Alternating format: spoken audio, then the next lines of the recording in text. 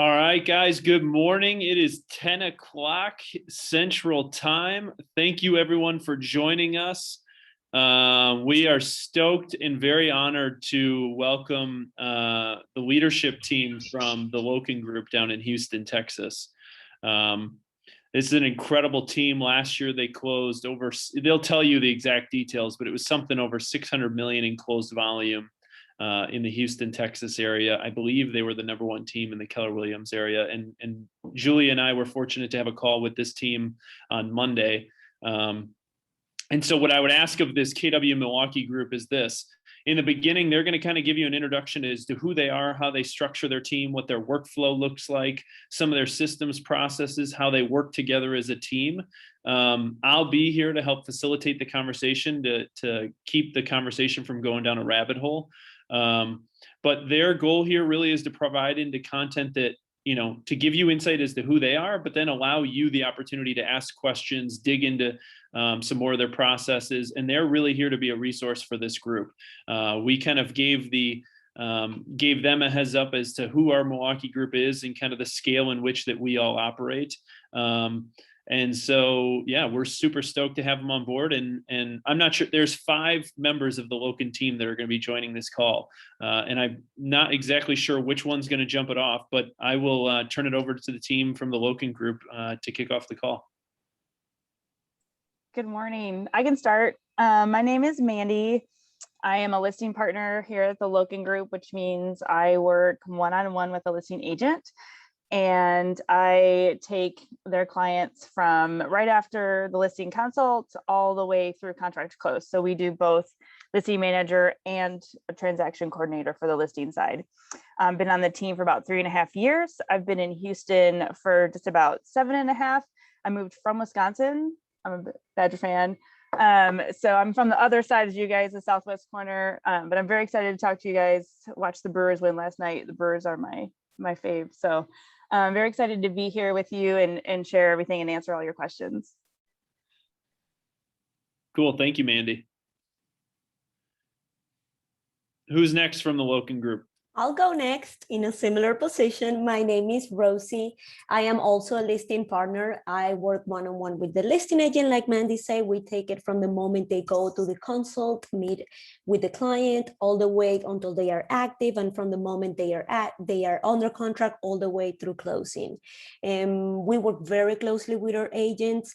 And also on my role, I've been with the team for 2 years, and we were looking into expanding for the Hispanic community as well. So we are translating all our documents into Spanish, and I'm helping on that end. And that's a project we have. We are about to service the Hispanic community in their language of choice. So we're on it. I'll go next. Hi, everybody. I'm Chrissy. I've been on the team for about 4 years in August. I'm a buyer transaction coordinator. So I do everything from contract to close. The buyer agents usually do all the follow-up and stay in cultivation with the ISA team. They partner there until we go under contract. I focus mainly on our new construction side now. So I'm working with all the buyer agents, so I'm not really one-on-one like Mandy and Rosie are. However, we do work closely I'm your partner for this transaction, and yeah, it's great. Alrighty, I'll go next. My name is Jamie Flores. I'm the Director of Client Experience at the Loken Group. And my role on our team, I've been here for about 3 years. And my role on our team is to help us learn from our clients so that we can always take every step we can to make their experience more exceptional. One of the huge KPIs we have for our team is that every client-facing team member is at a certain client satisfaction rating, and we measure that through a series of surveys that we send throughout the experience, as well as post-close conversations. And I get the privilege of talking with all of our clients throughout their experience, even and especially those that maybe aren't the most satisfied, which I'll be really honest and transparent with our team. They are absolutely incredible. So they don't keep me very busy in that regard. I don't talk to a lot of unhappy clients. And yet when we have the opportunity to improve someone's experience or make it more exceptional, that's my opportunity to provide guidance and leadership there. And I also mastermind with each of our client-facing department VPs on a monthly basis to identify any gaps and opportunities we have within the experience. And I get the privilege of leading a committee of folks that have representation from every department that allows us the opportunity to explore those gaps and opportunities on a larger scale so that we can make really strong business decisions.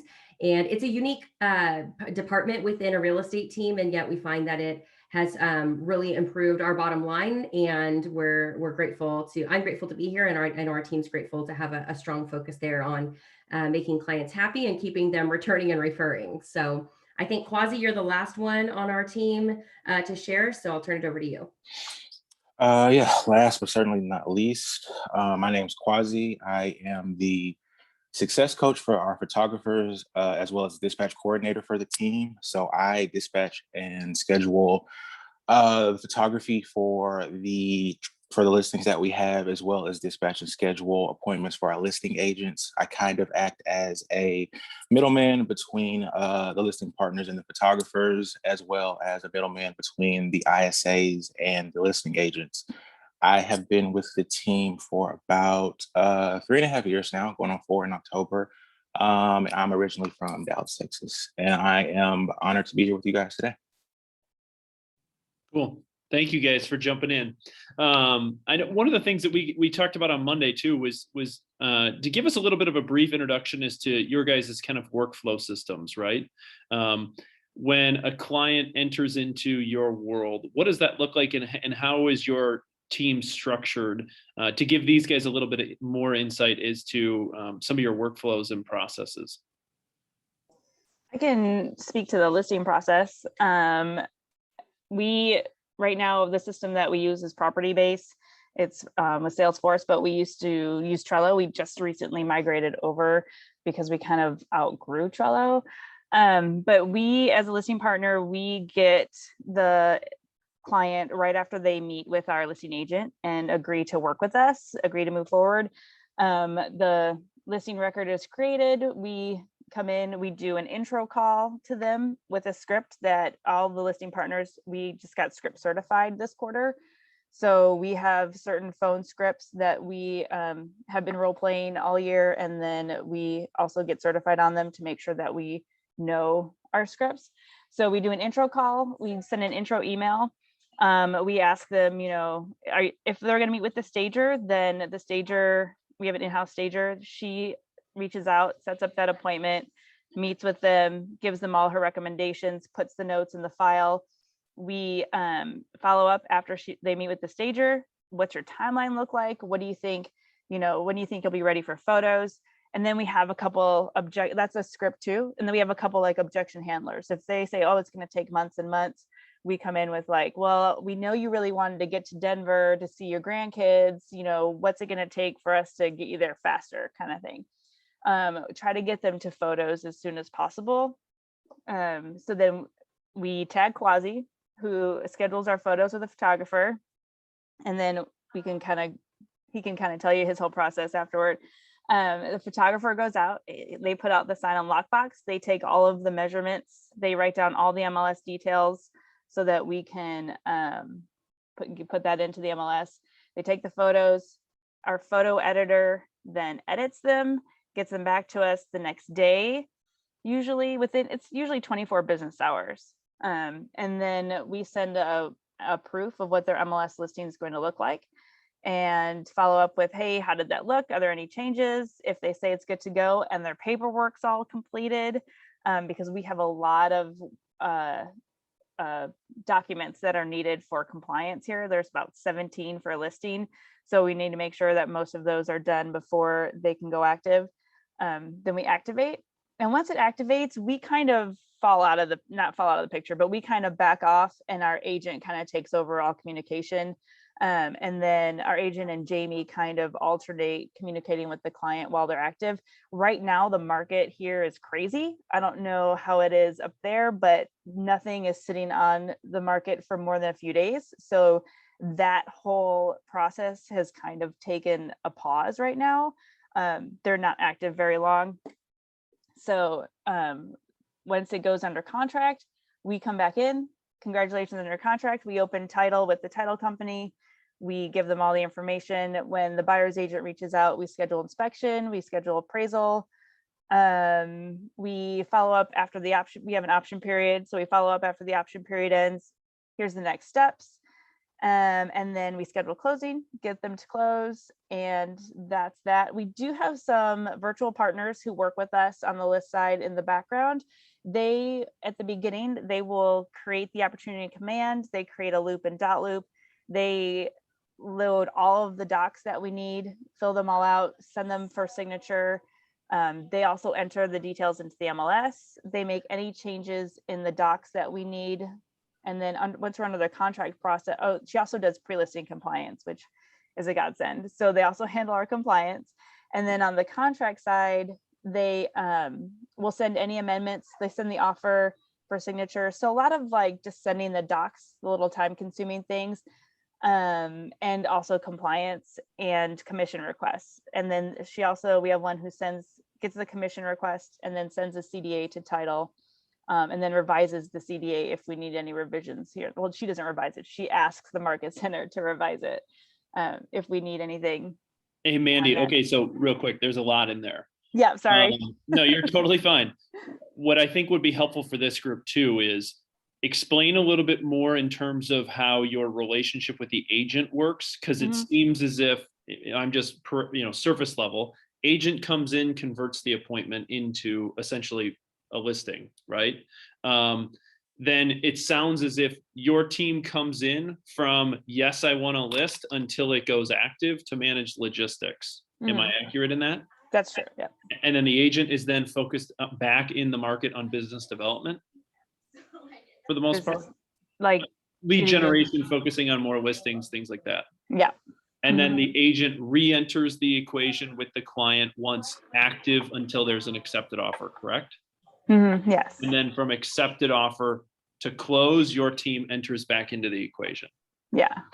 The agents do all the negotiations. So any offer negotiations and repair negotiations, and then appraisal negotiations if needed. Got it. Okay. But I can talk about the agent relationship. So they really set us up at the listing consult. They let them know, I work with Mandy, she's my agent partner, and I'm reaching for one of my business cards because I can show you we have double business cards. So they know that that's their agent and that's their listing partner. And I've even had, by the time I've made my intro call, I've had sellers answer the phone like, oh, hi, Mandy, because they already know to be expecting me. So they really set that up. We group email their signatures. All the agents say, please include my listing partner on all emails, and then our information's there. We group text. We also put all of our notes into Property Base. If we had a phone call or whatever, I always try to follow up a phone call with an email saying per our phone conversation. And we also meet weekly with our agent to go over all of our files and share any notes that we may have missed along the way. And on average, how many agents are you individually supporting at a given time? One. So it's a one-on-one relationship. Yeah, I did have two for a while, but it's still mostly just one-on-one. Got it. Cool. And then let me just ask you this too, because I think Quasi's role is really cool and unique. At what point do you manage the communication then directly with Quasi, or is Quasi also included in the communication directly with the client and the agent? No, we tag him when we need the photographer scheduled, as well as any notes or anything that we need the photographers to know. Got it. Cool. Yeah, I come in at two places during the transaction. So our inside sales team, they book all their appointments. We have a shared calendar. It's called the dispatch calendar, and I manage that calendar. Just going through all the appointments that are set, just for small quality assurance things, making sure that it's beneficial and advantageous for us to take that appointment. If the price point is right, if it's within our service area, just stuff like that. So I come in and work with the inside sales team to make sure that any appointments that are booked are being sent to an agent that'll be in that area from like a logistical standpoint, just to make sure they're not driving all over the city. Houston is huge, and you can literally be driving, for an hour and still be in Houston. So just to make sure that everything is as efficient as possible, I kind of make sure that they stay within one region as much as possible. So I come in at the front of the transaction when I am dispatching the appointment to our listing agents, and then I come in again when it's time for photos. And that's when I work with the listing partners to schedule our photography team. And our photography team handles everything from, aerial photos, 3D scans. They do the MLS room measurements, and also kind of act as a point to kind of also, I guess, reaffirm who the seller should be talking to, whether that be, the listing agent or the listing partner, and just providing a great client experience for them as well. But our photography team is great. They do a great job. We have 3 full-time photographers now, and we have 1 outside operational runner. And he mainly handles picking up signs, lock boxes, delivering flyers, picking up documents, stuff like that. But yeah, photographers usually are booked for about an hour and a half for an appointment. And like I said, they handle everything from the virtual tour, photos, aerial photos, room measurements, leaving the sign and lockbox. And right now, most of our team is working on getting their license, so they will have super access on their own as well. So they have access to super boxes as well, for all of our listings that are for resale. Yeah. And I think your photography team is far more robust than just a photography team. What I want our group to really hear and understand is they're the ones taking the measurements. They're the ones lockbox. I mean, they're really managing kind of that front point of contact in terms of how do you get your listing up and launched. Yeah, they do a great job at providing like excellent client experience. Jamie can speak to this more, but the standard for our KPI for client experience is 4.75. I think right now all of our photographers are like over 4.9, or almost at 5. So like they're doing a great job at being front facing and interacting with our clients. Cool. Question that came up in the chat box, and this is for anybody on the Loken team. How are you managing your marketing from listing launches, right? Like, what does that workflow process look like, and who manages that for you guys? We have a separate marketing department, and they handle all of that, all the marketing. So then Mandy, are you then coordinating that as the listing coordinator? I don't know. We don't, because we do so many listings, I don't know that we individually market each one. I'm looking to pull up the number here. I've activated 76 listings so far this year. So, and that's just me, and I'm one of 4 listing partners. We do have 1 listing partner who's strictly luxury, and then the other 3 of us are all the normal resale. And then buyer transaction coordinators, there's 3. Yeah. Okay. But as far as marketing, I think we have a director of social media marketing, and she just picks some new listings weekly to focus on our Instagram stories, I think, and Facebook. But I don't know that we market every single new listing. I don't know if that answered your question or not. Yeah, I mean, essentially what you're saying is things are moving so fast that it's not necessary for your group to market every single listing. Yes, I think so. I'll add that our business model has been such that we haven't always really focused in on individual marketing plans or unique marketing plans for each individual listing. Instead, what we do is we invest robustly in marketing, leveraging SEO and Google Ads and things of that nature to bring in the leads, because we know as we bring in sellers, we bring in buyers, and we provide lead marketing, or rather listing marketing that way.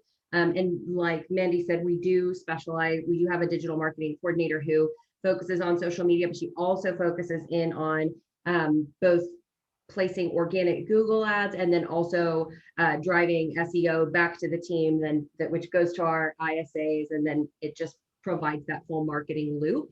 And we syndicate to over 300 different websites, which really helps, again, also driving that marketing. So it's not really a matter of individual marketing plans other than your typical social media, open house marketing, things of that nature. But really, we go broad with the goal of it coming in narrow on the individual listings. Yeah. So when a listing comes to work with the Loken Group, they're understanding that they're working with the brand, and the brand is doing enough to generate enough interest across their entire portfolio of listings, which ultimately benefits their individual listing. Let me ask you one follow-up question to that. Are your individual agents then also tasked with creating or generating buzz for their own listings, or they're not, once that's done, they're not worried about that? Got it. That's correct. Okay.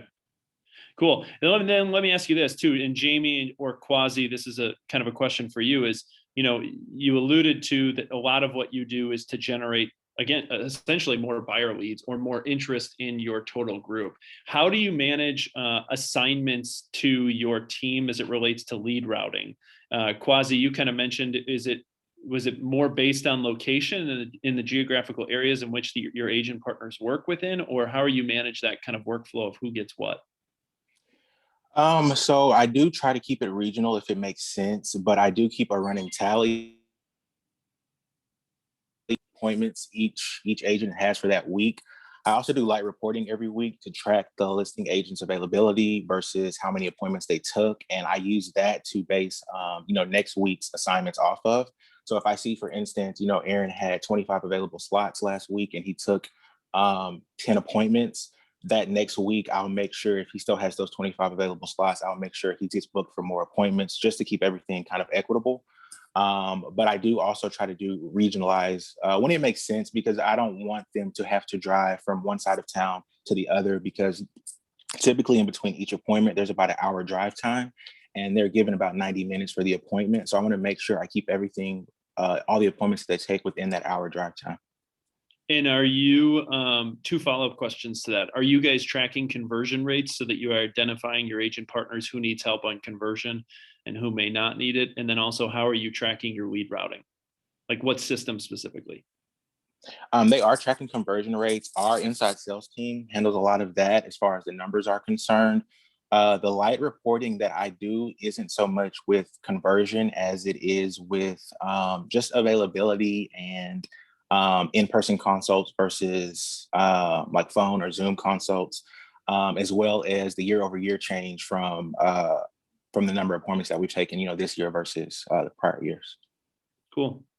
And I'm not sure, this may be a question for Jamie or anybody else on the team, or Mandy, is, when your agent partners go into a listing presentation from a material standpoint, is it a standardized listing presentation that is turnkey, or are you allowing them to customize per appointment?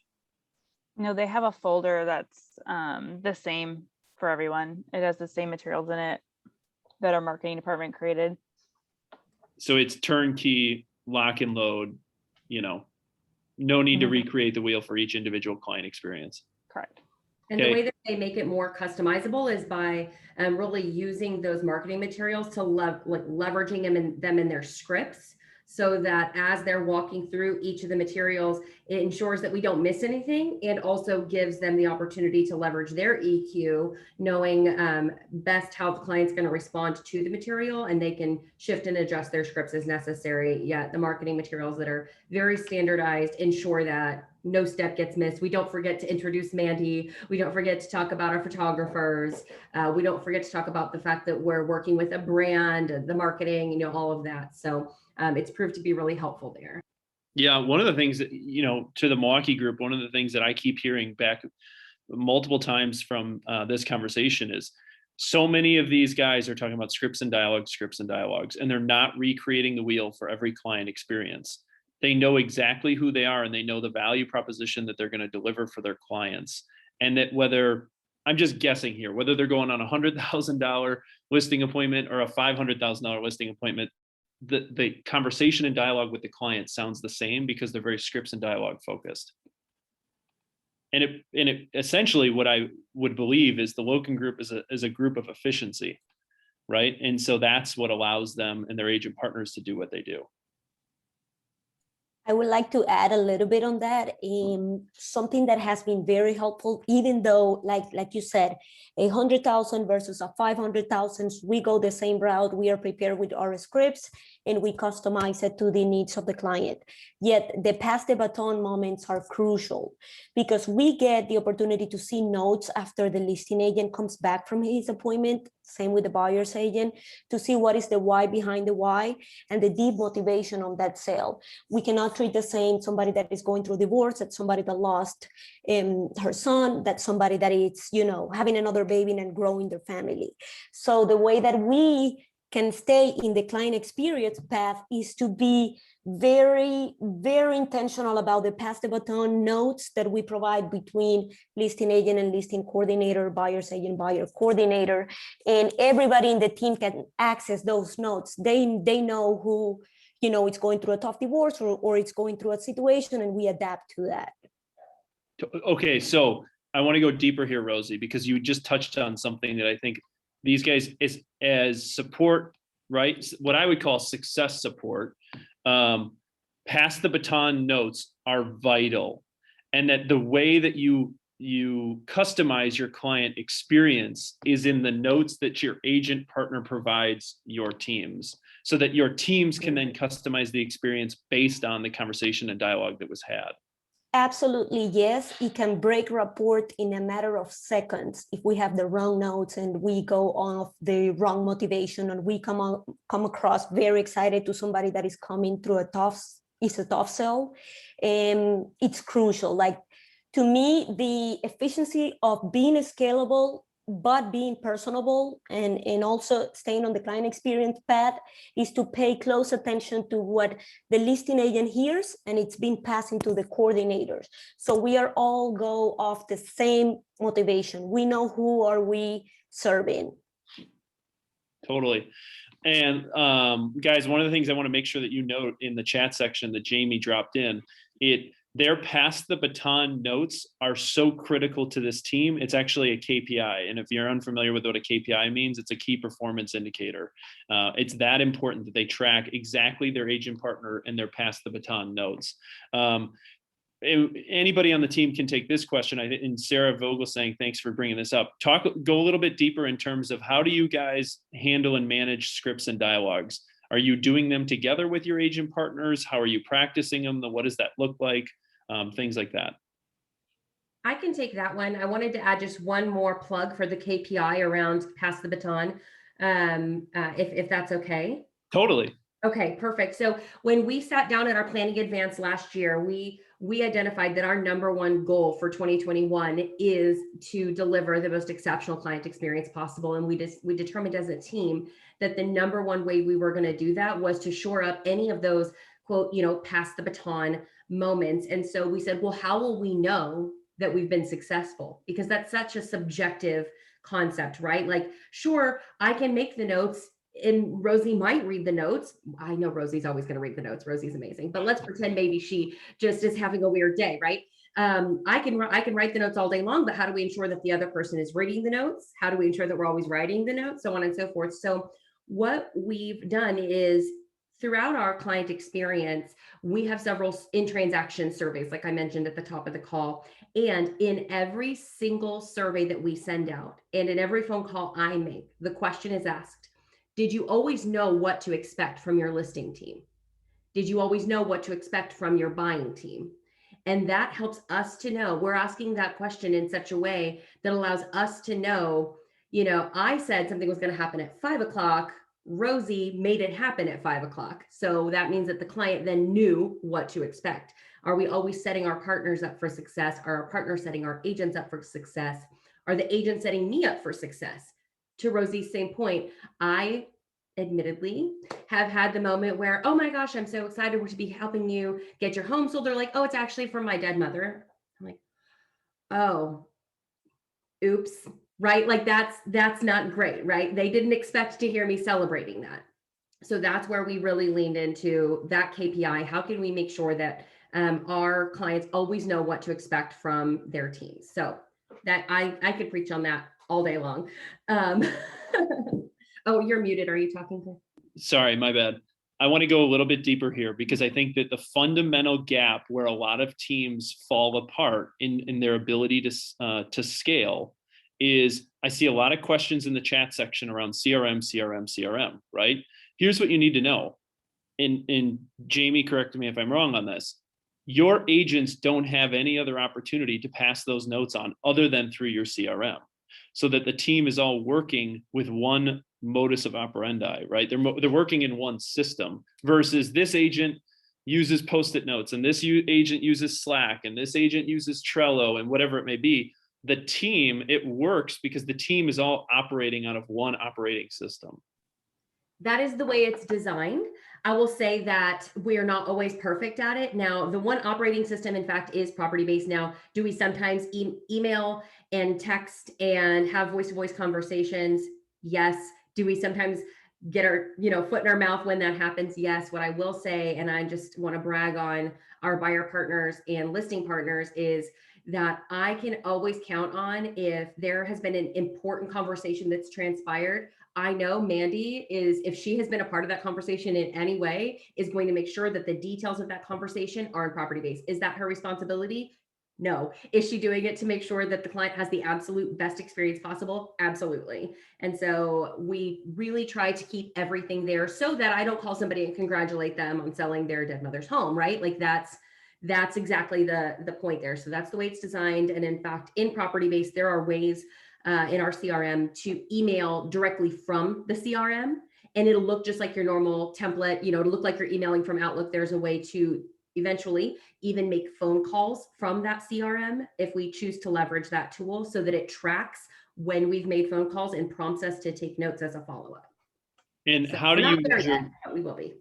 Jamie, how do you measure client satisfaction through the transaction as it relates to like pass-the-baton notes of success?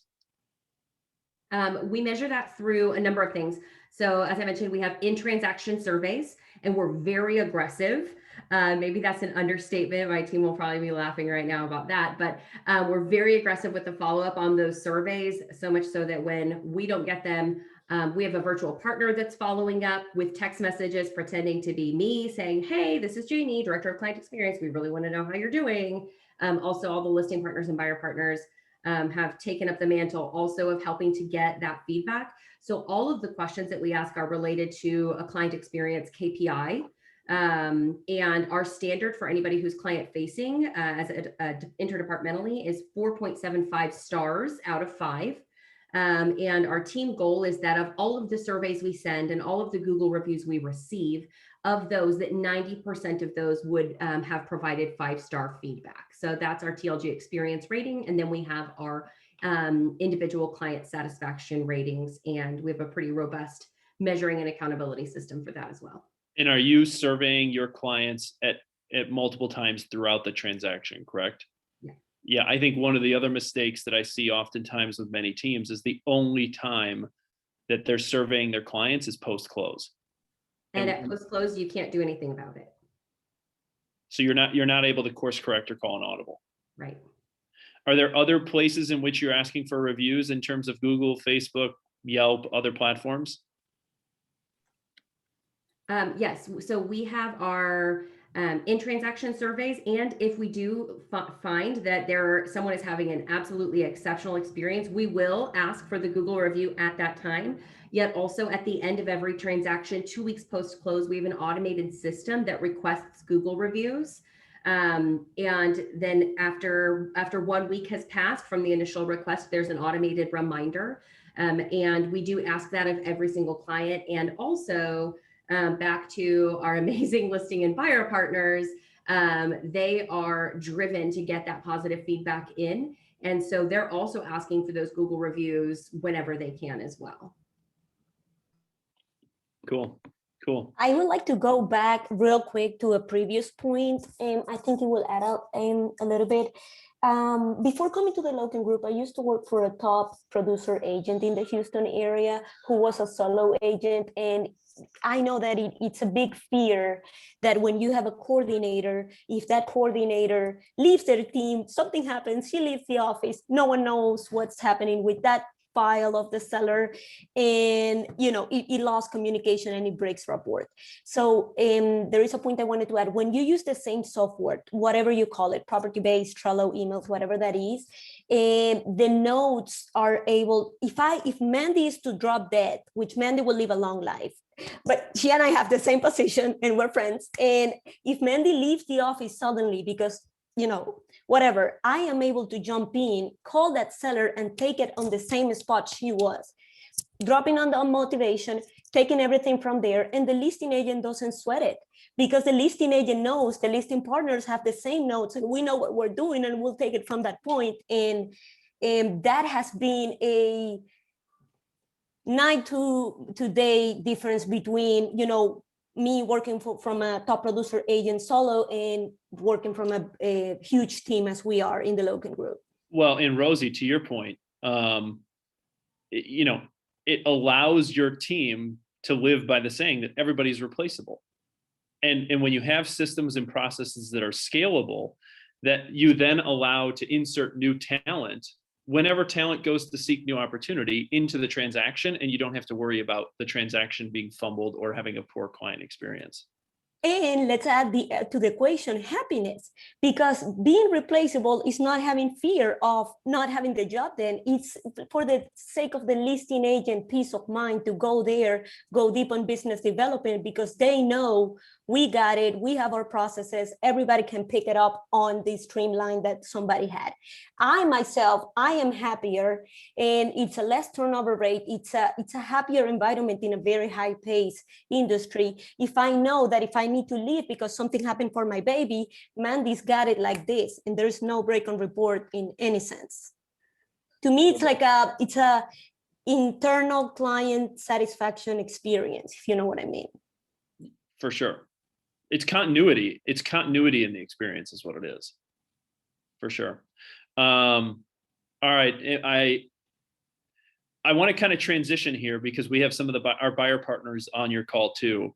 And if your market is anything like our market, I know that there is, you could be managing lots of contracts that aren't getting accepted. You're also trying to help manage client expectations through the process. I would love for one of your buyer partners to kind of jump in to help talk about how you guys support your buyers agents and navigating through kind of the market of the moment. All right, my time to shine. There you go, Chrissy. It is crazy. And we have a sweet buyer liaison concierge that helps the buyer agents write contracts. So, they're writing 10 contracts for the same property, lots of different negotiations. Kira helps with everything up to the point of contract execution. So the buyers are out in the field. Kira's kind of a backup. We've got one agent that has a buyer concierge that helps her directly. It's kind of like a personal assistant / help while she's out in the field. So the buyer team is going 900 miles an hour. And then my position is to handle the contract from contract to close. So that's everything from making sure earnest money gets to the title company. Like Mandy said, we have an option period in Texas. So we have 3 days to get earnest money and option fee to sellers and title.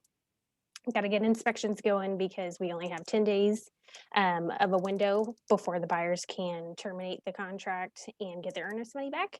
And then from that point forward, there's appraisals, XYZ, right? So we're managing. I have a different role on the team. I'm new construction strictly, so I've got about 80 files right now. And then on the resale side, I think they're running a good 30 a piece. So it's we're constantly like churning and burning. So it's a matter of, we have Pass-the-Baton as well on our side. So like Jamie said, we want to make sure that it's find out why, and Rosie touched on this too, find out why they're moving, right? Are they moving from Wisconsin to Texas because they got a job in Houston? If so, we need to stay on top of, do they need anything for, do they need help with moving? Do they need utility information? Do they need school stuff. Like, so all of that kind of ties into our customer service and how to make that transition smooth for everybody. We also have a couple of programs on the builder side. We've got a guarantee sell program, a seller's assistance program, and a lease buyout program. And I help manage all of those as well. Got it. Did I answer your question? Yeah, I mean, I think my key takeaway in some of it would be your team understands that time is not anybody's friends in the current market. Not And today. that the way that you set up your team to ensure your buyer's success is that your buyer's agents in the field have a lot of support to ensure that let's just say the contract is written, and that the agent, I would assume, then comes in to negotiate the contract with the client to make sure that it's up to speed when they come back from the field, and then they're turning it in, correct? Correct. They do a lot of work in their cars. I think they pull over sometimes and just negotiate contracts. Then they'll negotiate the repairs, and then if the appraisal's low, they negotiate in on that side too. So there are specialists in negotiations. Got it. Cool. All right, KW Milwaukee Group. What else can we ask this group from the Loken Group that you guys want to know or dig deeper on? I know we've touched on a variety of different topics, but I want to make sure that we're touching on stuff that is important for you guys. Yeah, Karen, great question. The question here is, talk a little bit deeper around compensation, right? How are you ensuring compensation and potential incentive programs? We are all salaried and then I know sometimes admin have a base with per transaction bonus, but we don't have any of that. We are all salaried. I would say we've been doing some research, and we are at the upper end of the market for admin here in Houston. So we are very comfortable, and we also do have some avenues for other income opportunities. So if we bring in a Sphere referral, because we're all licensed, so we do get 25% of the Sphere referral. If we ask a forever client, because we do scripts, and in our scripts we ask for referrals of our forever clients, and that's what we call our clients that we're working with currently. So if we get a referral from them and they end up buying or selling with us, we actually get 2.5% of the commission from that one. So there is some incentive there, because I know when you say admin asking for referrals, like, that's crazy, but we've been role playing it for months now, and it's actually pretty easy. And then we're also launching TLG profit share this year. So at the end of this year, once we're profitable, Lance is going to share profit with the rest of the team, depending on, like, there's different levels in the whole formula and whatever, similar to KW profit share, but it's just within our team. And I think that's everything right there. And Are if there we bring any on a team member? Oh yes, also we can, if we refer someone who gets hired by the team, that's $1,000. So there's a little incentive there to help build talent and build the team as well. And is there any other questions that dig deeper into any of that? Yeah, what I want to talk about too is what you guys have very clearly identified is that your team can be a source of lead generation. And what does that look like in terms of when you ask for the referrals and that kind of conversation? Like, how does that start with, I could just see so many teams being like, oh, I don't know if we want that. I don't know if we want our success team asking for referrals, but what does that look like, and how are you confident in doing that to help, again, build the business up? Mm-hmm. I will admit, I went from hating phone calls and like being deathly afraid of asking for referrals to I keep stickers on my calendar to mark every time I ask. So it's in our script. So I ask the very first call, intro call. The only time I don't ask on my intro call is when the seller is obviously just like not having it. Like, they just want to get off the phone and they are done, which happens sometimes. But otherwise, I end every conversation with, hey, you know what, as you're going through this selling process, you're going to start hearing a lot of people start talking about buying and selling real estate. If you hear of anyone that can benefit from a conversation with our team, I'd love to serve as the main point of contact to help get them started. So that's like a little soft ask. It's like planting the seed. And then I usually, once I talk to them again after the option period ends, it's again in our script. And I'm like, hey, now that I have you, since I have you on the phone, one more thing before I go.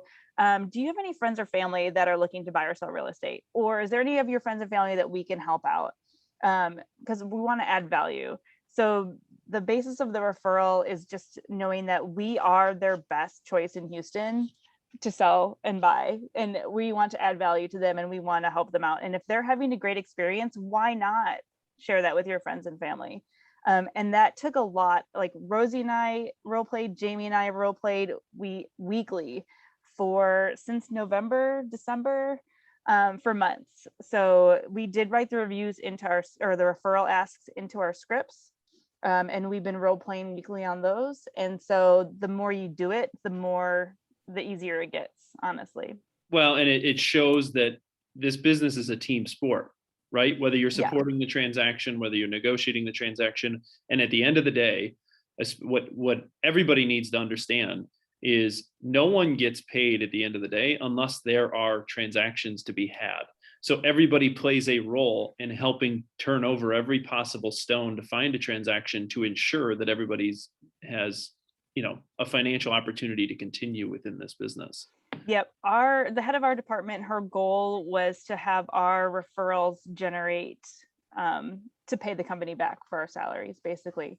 So that was kind of like our goal, because we're giving back to the company. And so that's kind of cool. And we get incentivized at the same time. So everybody wins. And do you find within the conversations that, when someone says, hey, yeah, like Mandy, I have someone, is the follow-up then say, hey, great, what's their name and phone number? Or how are they creating the connection so that that the team knows to follow up with the referral partner? Yeah, so sometimes when they do say yes, we freeze because we're really not expecting it. We're just getting the ask out because that's what we're supposed to do. So I'm gonna be totally transparent there. But I did have one who was like, oh yeah, my neighbor wants to sell. And I'll say, you know what, that's great. Would you mind giving me her contact information so I can have someone from the team reach out and just make that touch? And then we have a form that we go to and actually put all the information in, and it goes straight to our ISAs, whoever's on leads, and they make that call right away. So we made it real easy for our team. Cool. All right, I want to kind of shift topics here because I know that the Loken Group is consistently rated as one of the top workplaces in the Houston area.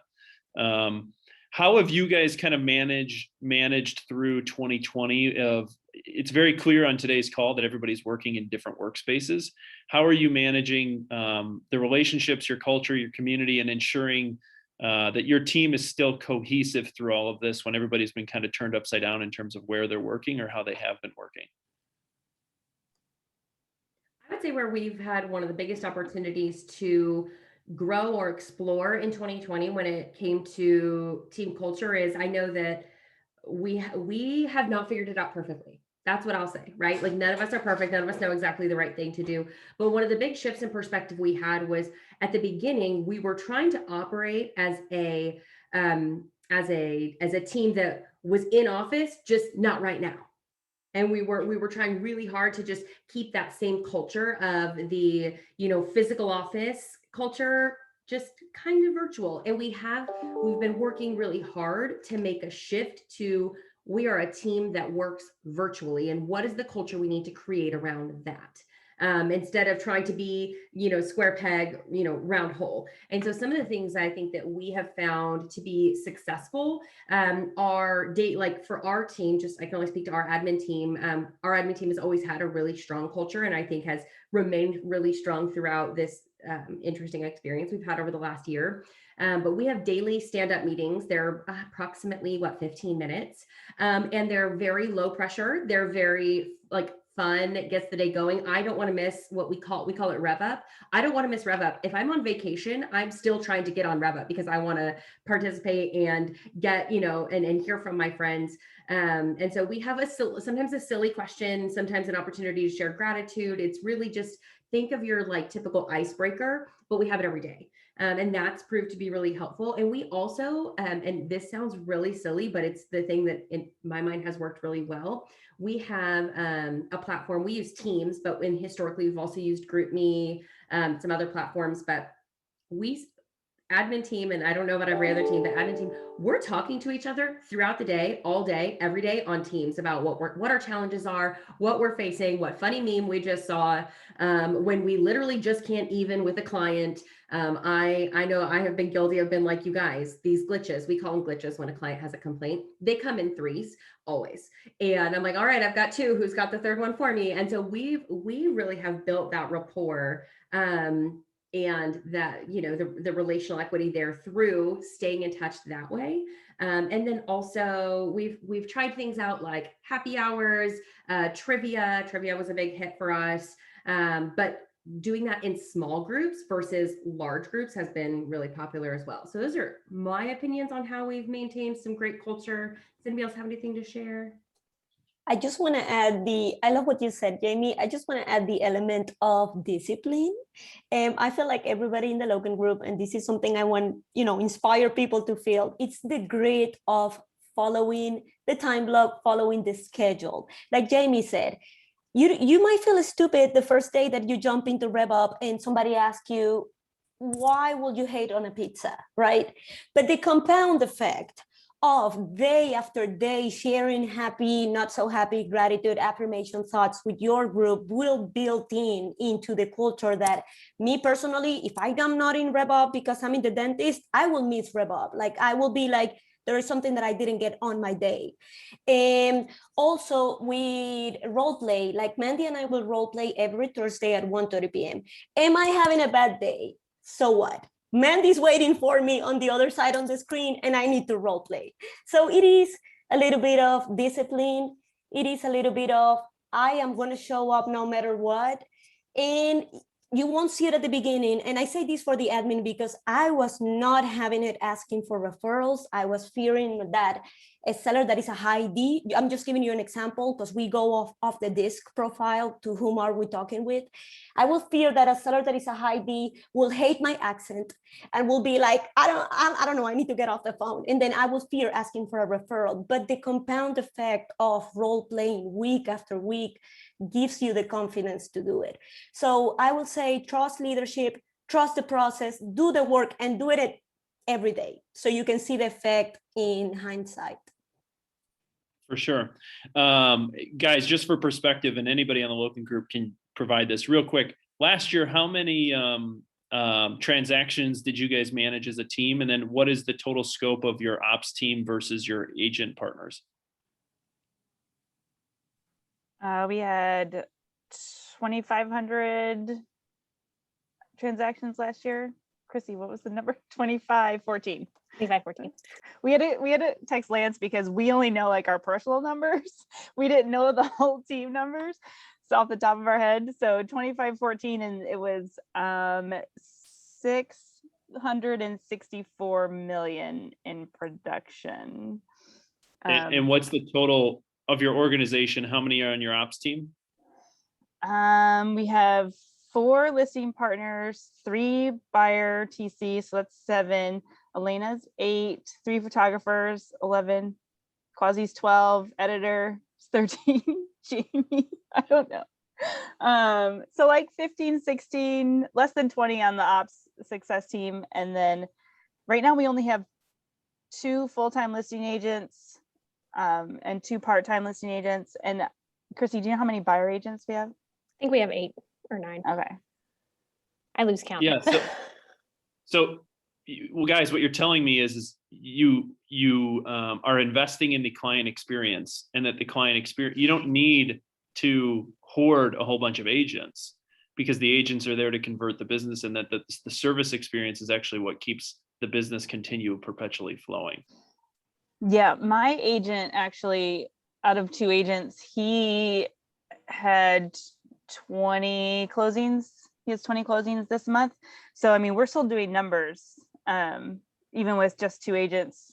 I did 33 closings in March. So, yeah, And we're pretty listing every. Let me ask, anybody on the team can answer this question. This business is 24/7, 365. How are you managing as a team, right? How are you guys managing your personal and professional, right? So that like on a Saturday morning or a Sunday morning when something pops off, how do you manage that? We have to set expectations, like hard expectations up front. Our agents know also, and you have to stick to it, right? Like you can't tell your agent, oh, I only work Monday through Friday, 8 to 5, but you're checking your email at 7 o'clock on a Sunday after or Sunday evening. Like that kind of defeats the purpose, right? You're not being true to your integrity on that side.